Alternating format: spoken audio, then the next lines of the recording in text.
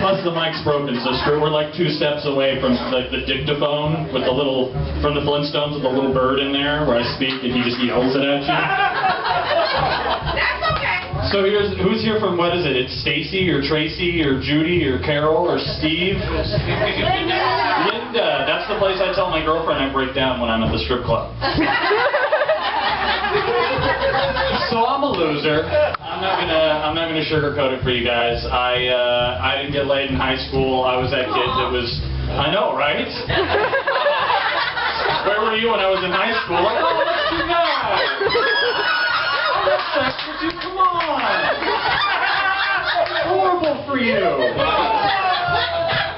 No, but I played like every girlfriend I had in high school I saved from a dungeon. It was me and like 5 of my friends.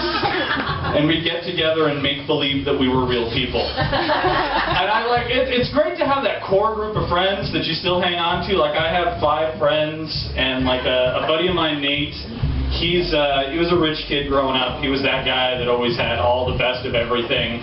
But he developed like really shitty problems because of it, because he never had to deal with real life. Like the other day he calls me and he's like, Matt, I'm not leaving the house. And I was like, Nate, what's the matter?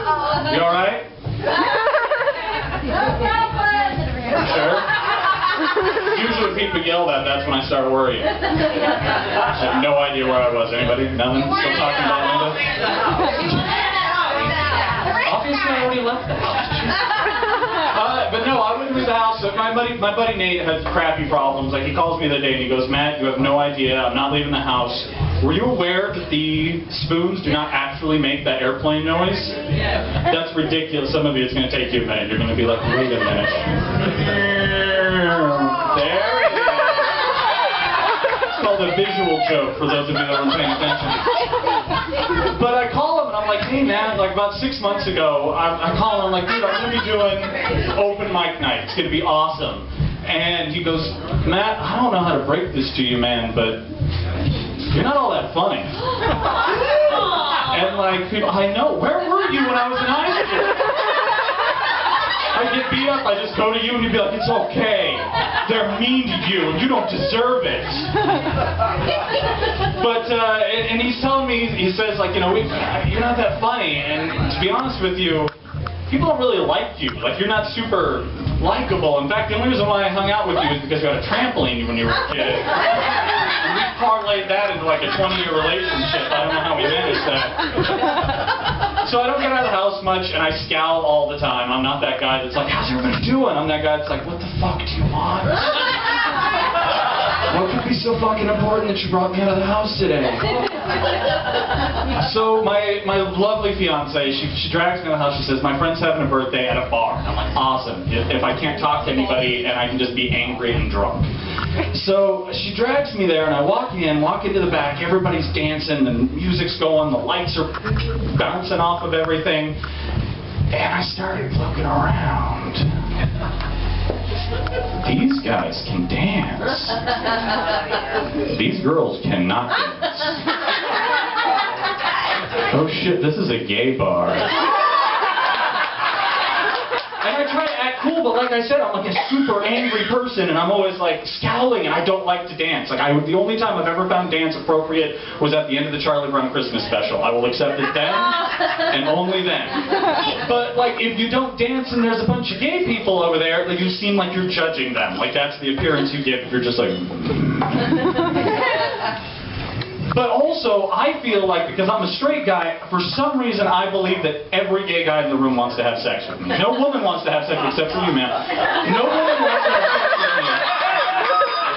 But for some reason I believe that every dude in this room just needs me. But like I'm trying not to stand gay, and I give it like one of these, and I'm smoking a cigarette, and I'm like, oh shit, that looks like a dick. Take your hand off very slowly. Not up and down, not up and down, straight away. You're good. You're good. This one is good. And I smoke, and I'm Italian, and I'm really flamboyant for some reason when I smoke and I talk to people, so of course I'm doing like one of these. Oh god, this looks like a dick too. Fucking cigarettes are expensive. like I said, like I just, all my friends are just such horrible, horrible people. Like my buddy Alex, we used to do Civil War recreation and Napoleonic recreation, which may have contributed why this is the only young lady that wants to have sex with me. And so we used to do all this stuff, and he actually made a career out of it. He called me a couple weeks ago and he said, I'm going to be on this show, Rizzoli and Isles. Some of you may have heard of it. Most of you probably haven't. And so he tells me, I'm going to be on this show. I'm going to be a Cossack. And those of you who know what that is, I certainly hope you enjoy your history degrees. And so, I get a bunch of my friends together, my girlfriend, I say, we're going to sit down and we're going to watch this, and we're going to see Alex. It's going to be awesome. And they have a couple big shots where you can't really tell who he is, and then they go back into their little war room, and they're panning across everybody's picture who they think may be the killer. And they're like, this man was picked up for public indecency. And then they go on, it's like, this man robbed a bank in 1972. Then they get to my friend Alex, and we're like, it's Alex! It's Alex! This man was a pedophile. And I called him up after it was over and said, Alex, like, did you know going in that they were gonna portray you in that light, that you were gonna get up there? He goes, no, actually they weren't originally gonna use me for that lineup, but the director picked me out of the crowd and said, I need you. You look like a pedophile. Thank you so much, guys. You have a great day.